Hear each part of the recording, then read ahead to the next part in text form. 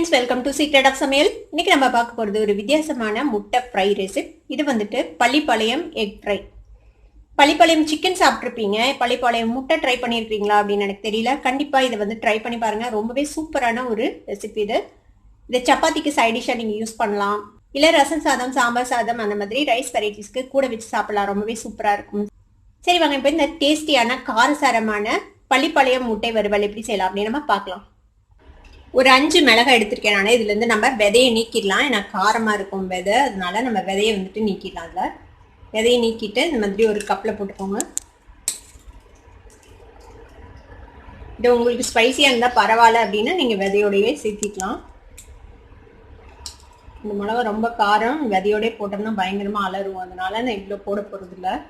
விதையெல்லாம் எடுத்துட்டு நம்ம யூஸ் பண்ணலாம். விதையெல்லாம் நீக்கிட்டேன். இது கூட ஒரு 5 பல் பூண்டு போட்டுக்கலாம். இதில் நம்ம நல்லா சூடாக இருக்கிற தண்ணி ஊற்றி இதை ஊற வைக்க போகிறோம். இது ஊறட்டும் ஒரு 10 நிமிஷம். அதுக்கப்புறம் இதை அரைச்சிக்கலாம். நம்ம ஊற வச்ச மிளகாய் வந்துட்டு நல்லா ஊறிச்சு பாருங்க. இப்போ வந்துட்டு இதை நம்ம மிக்சியில் போட்டு அரைச்சிக்க போகிறோம். இந்த தண்ணியை விட்டுட்டு போடுங்க, அரைப்படாது. இல்லைன்னா இது ஃபர்ஸ்ட் ஒரு சுற்றிட்டு அதுக்கப்புறம் தேவைப்பட்டால் இந்த தண்ணியை விட்டு நம்ம அரைச்சிக்கலாம். இப்போ இதை நல்லா நைஸான பேஸ்ட்டாக அரைச்சி எடுத்துகிட்டு வந்துட்டேன். இந்த மாதிரி அரைச்சி எடுத்துக்கோங்க. ரொம்ப கம்மியாக இருக்கிறதுனால இந்த அளவுக்கு தண்ணி விட்டிங்கன்னா தான் இது அரைப்படும், இல்லைன்னா அரைப்படாது. ஒரு 4 முட்டையை இந்த மாதிரி வேக வச்சு எடுத்து வச்சுருக்கேன். இப்போ இதை வந்துட்டு நம்ம பீசஸாக வெட்டிக்க போகிறோம். ஒரு முட்டையை ஒரு 8 பீஸாக நீங்கள் போட்டுக்கோங்க. இந்த மாதிரி வெட்டிக்கலாம். சின்ன சின்ன பீசஸாக இந்த மாதிரி வெட்டிக்கோங்க.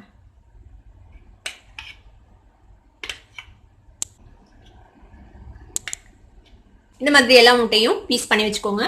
ஒரு குட்டி கடாய் ஒன்று அடுப்பில் வச்சுருக்கேன். இதில் வந்துட்டு 1 டீஸ்பூன் அளவுக்கு தேங்காய் எண்ணெய் விட்டுக்கலாம். இதில் நம்ம அரைச்சி வச்சுருக்கோம்ல இந்த வரமிளகாய் விழுது, அதை வந்து இதில் சேர்த்திடுங்க. இதில் ஒரு 2 பிஞ்ச் அளவுக்கு பெப்பர் பவுடர் சேர்த்திக்கோங்க. மிளகுத்தூள், இது கூட ஒரு 1/4 டீஸ்பூன் மல்லித்தூள் சேர்த்திக்கோங்க. ஒரு 1/4 டீஸ்பூன் கரம் மசாலா பொடி சேர்த்திக்கலாம். இது வந்துட்டு சிக்கன் மசாலா பொடி. நீங்கள் எந்த பிராண்ட் சிக்கன் மசாலா வேணால் யூஸ் பண்ணலாம். இது இருந்தால் யூஸ் பண்ணுங்கள், இல்லைனா குழம்பு மிளகாய் தூள் இருந்ததுன்னா அது கொஞ்சமாக சேர்த்திக்கோங்க. இப்போ இதுலேருந்து ஒரு 1/4 டீஸ்பூன் சேர்த்திக்கலாம். இப்போ இதை மிக்ஸ் பண்ணி விட்டுருங்க. இப்போ இது வந்துட்டு கொஞ்ச நேரம் வதங்கட்டும். இந்த வரமிளகாயோட பச்சை வாசனை, இந்த மசாலா பொடியோட பச்சை வாசனை எல்லாம் போகிற வரைக்கும் அதை வந்துட்டு நம்ம இதை வதக்கிக்கலாம். பாருங்க, எண்ணெய் பிரிஞ்சிச்சு. இப்போ ஒரு 2 நிமிஷம் வதக்குனீங்கன்னா போதும். இந்த அளவுக்கு ரெடி ஆகிடும். இப்போ இதை ஆஃப் பண்ணிடலாம். இப்போ ஒரு பேன் அடுப்பில் வச்சுருக்கேன். இதில் வந்துட்டு ஒரு 3 டேபிள் ஸ்பூன் அளவுக்கு தேங்காய் எண்ணெய் விட்டுக்கோங்க. இது தேங்காய் எண்ணெயில் ஃப்ரை பண்ணிங்கன்னா தான் நல்லாயிருக்கும். தேங்காய் எண்ணெய் வேணாம் அப்படின்னு நினச்சிங்கன்னா நீங்கள் நார்மலாக ஆயில் விட்டுக்கோங்க, சன்ஃப்ளவர் ஆயில். எண்ணெய் சூடாயிடுச்சு. இதில் ஒரு 1/4 டீஸ்பூன் சோம்பு சேர்த்திக்கலாம். இந்த சோம்பு பொரியட்டும். அதுக்குள்ளே நான் என்னென்ன வெட்டி வச்சுருக்கேன் அப்படின்னு சொல்லிடுறேன். இதுக்கு வந்துட்டு 2 வரமிளகாய் விதை எடுத்துகிட்டு கிள்ளி வச்சுருக்கேன். கொஞ்சமாக கருவேப்பிலந்தலை, கொஞ்சம் தேங்காய் இந்த மாதிரி சிலிசிலாக நறுக்கி வச்சுருக்கேன். ஒரு சின்ன தக்காளி நறுக்கி வச்சுருக்கேன் பொடியாக. அதே மாதிரி 2 பெரிய வெங்காயம் இந்த மாதிரி நறுக்கி வச்சுருக்கேன். சோம்பு பொரியுது. இதில் வந்துட்டு நம்ம இந்த வரமிளகாவும் கருவேப்பிலையும் சேர்த்திடலாம். கூடவே இந்த தேங்காவும் சேர்த்துடுங்க. தேங்காவை தேங்காய் எண்ணெயில் நல்லா வறுத்துடுங்க.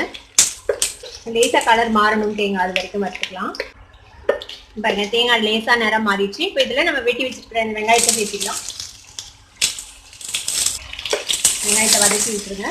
இந்த வெங்காயம் ஓரளவுக்கு பொன்னிறமாக வதங்கணும், அது வரைக்கும் வெயிட் பண்ணலாம். வெங்காயம் லேசாக கோல்டன் கலர் வர ஆரம்பிக்குது. இப்போ நம்ம இஞ்சி பூண்டு பேஸ்ட் சேர்த்துக்கலாம். அதில் ஒரு 3/4 டீஸ்பூன் அளவுக்கு இஞ்சி பூண்டு பேஸ்ட் சேர்த்திக்கோங்க. இந்த இஞ்சி பூண்டு பேஸ்ட்டையும் இதோட வதக்கி விட்டுடலாம். இதுவும் பச்சை வாசனை போகணும் நல்லா. பாருங்க, நல்லா பொன்னிறம் ஆயிடுச்சு வெங்காயம். இந்த இஞ்சி பூண்டு பேஸ்டோட பச்சை வாசனையும் போயிடுச்சு. இப்போ நம்ம வெட்டி வச்சிருக்கிற இந்த தக்காளி சேர்த்திடலாம். மசாலா தேவையான அளவுக்கு உப்பு சேர்த்திக்கலாம். அதில் இந்த தக்காளியும் நல்லா வதங்கணும், அது வரைக்கும் வதக்கிக்கோங்க. இப்போ இது கூட ஒரு 1/4 டீஸ்பூன் அளவுக்கு மஞ்சள் பொடி சேர்த்திக்கோங்க.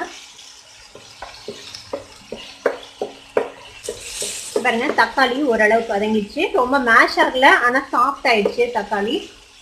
இப்போ இந்த ஸ்டேஜில் நம்ம ரெடி பண்ணி வச்சுருக்கோம்ல இந்த மசாலா, இந்த மசாலா இதில் சேர்த்திடலாம். இதோட மிக்ஸ் பண்ணி விடுங்க. இப்போ இந்த குட்டி வடச்சட்டிலேயே கொஞ்சமாக தண்ணி விட்டு இந்த தண்ணியும் இதில் ஆட் பண்ணிக்கலாம். இதை நல்லா மிக்ஸ் பண்ணி விட்டுருங்க இந்த மசாலா கூட. இப்போ இந்த மசாலா, இந்த வெங்காயம், இஞ்சி பூண்டு எல்லாம் ஒன்று சேர்ந்து கொஞ்சம் நேரம் வேகட்டும். தண்ணி சேர்த்துனதுக்கப்புறம் ஒரு 2 நிமிஷம் வதங்கியிருக்கு. இங்கே பாருங்கள், எண்ணெய் பிரிஞ்சிச்சு, மசாலா எல்லாம் ஒன்று சேர்ந்துச்சு. இப்போ என்ன செய்யலாம்னா, நம்ம வெட்டி வச்சுருக்க இந்த முட்டை இருக்குல்ல, அதை சேர்த்திடுங்க.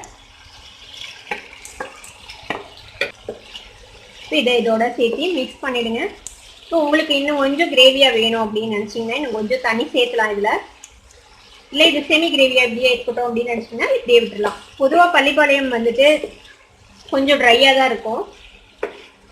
நம்மளோட சாய்ஸ் தான், உங்களுக்கு எப்படி வேணுமோ அந்த மாதிரி நீங்கள் ரெடி பண்ணி வச்சுக்கலாம். இப்போ சிம்மில் வச்சு ஒரு நிமிஷம் இதை வேக விடலாம். தேவைப்பட்டால் நீங்கள் கொஞ்சமாக தண்ணி விட்டுக்கோங்க. இதில் நான் இதில் தண்ணி ஆட் பண்ண போகிறது இல்லை. இப்போது நான் கொஞ்சம் ட்ரையாக தான் இன்னைக்கு ரெடி பண்ண போகிறேன். பாருங்க, ஒரு நிமிஷம் பக்கமாக மசாலாவோடு சேர்ந்து இந்த முட்டையெல்லாம் வதங்கிருக்கு.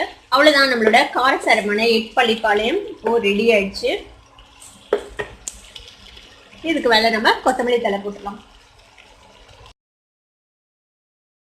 நம்மளோட ஸ்பைசியான எக் பள்ளிப்பாளையம் இப்போ ரெடி ஆயிடுச்சு. இதை நீங்களும் ட்ரை பண்ணி பாருங்க. ட்ரை பண்ணி பார்த்துட்டு எப்படி இருந்தது அப்படின்னு கமெண்ட்ஸ்ல ஃபீட்பேக் கொடுங்க. இந்த வீடியோ உங்களுக்கு பிடிச்சிருந்தா சப்ஸ்கிரைப் பண்ணுங்க, பக்கத்துல பெல் ஐகானை கிளிக் பண்ணுங்க. அப்பதான் என்னோட நோட்டிபிகேஷன்ஸ் உடனே உங்களுக்கு வந்து சேரும். லைக் பண்ணுங்க, ஷேர் பண்ணுங்க. தேங்க்யூ ஃபார் வாட்சிங் this video viewers. Bye bye.